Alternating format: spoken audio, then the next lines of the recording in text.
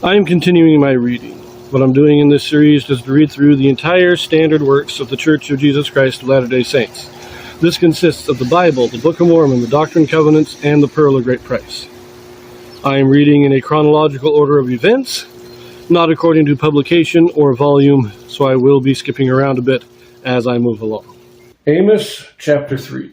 The Lord revealeth his secrets unto his servants the prophets. Because of Israel's rejection of prophets and espousal of evil, the nation is overwhelmed by an adversary. Now remember, the first two chapters, Amos declared the judgments of God against several nations. The last one being Israel, and now we're going to get more details on this. So, I also want to mention that this video does have a Joseph Smith translation in it. What the Joseph Smith translation is, this is an inspired translation or correction of the Bible done by Joseph Smith to restore those passages that had been lost over the years. Hear this word that the Lord has spoken against you, O children of Israel, against the whole family which I brought up from the land of Egypt, saying, You only have I known of all the families of the earth. Therefore I will punish you for all your iniquities. Can two walk together except they be agreed? Will a lion roar in the forest when he hath no prey? Will a young lion cry out of his den if he have taken nothing? Can a bird fall in a snare upon the earth where no gin is for him?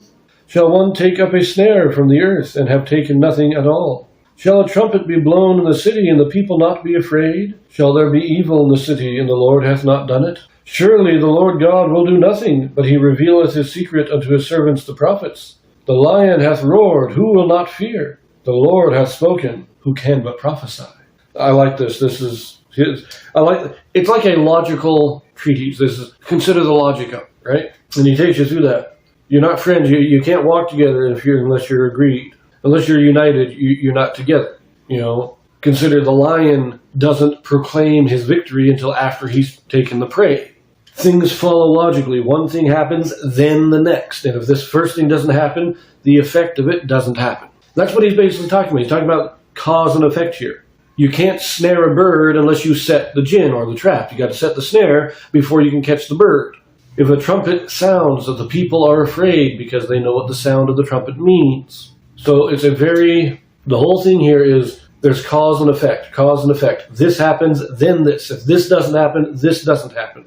And he ends it. That is where his reasoning is taking us. The Lord God will do nothing, but he revealeth his secrets to his servants, the prophets. Now, there is this Joseph Smith translation here. So let us look at this. This is in verse 7 and 8. There's not a big difference, but it's somewhat significant this time. So, in 7 we had this, Shall there be evil in a city, and the Lord hath not done it? And then 8, Surely the Lord God will do nothing, but he revealeth his secret unto his servants the prophets. But right here, Joseph Smith corrects this. Shall there be evil in a city, and the Lord hath not known it? Surely the Lord God will do nothing until he revealeth the secret unto his servants the prophets. Notice now we get this much more in line with this cause and effect. First of all, God doesn't cause evil. That's a good correction. But if there is evil, God knows it. You can't hide evil from God. But more to the point, if God is going to do, he will not act. God does not do anything until he has revealed it to the prophets. If the prophets don't know it, it doesn't happen. That's just the way it works. So this is a very powerful teaching, but I also love verse 8 there. The lion hath roared, who will not fear? You hear the lion's roar, everybody's scared. It's a natural reaction. What is also a natural reaction is, the Lord hath spoken, who can but prophesy? In other words, once the Lord speaks and calls the prophet, it's a natural thing for the prophet to declare what the Lord has revealed to him. And this is Amos basically saying, this is what I'm doing. God spoke to me. What am I supposed to do? I've got to prophesy because God gave me the words. It's beautiful. I love this. Let's continue verse 9.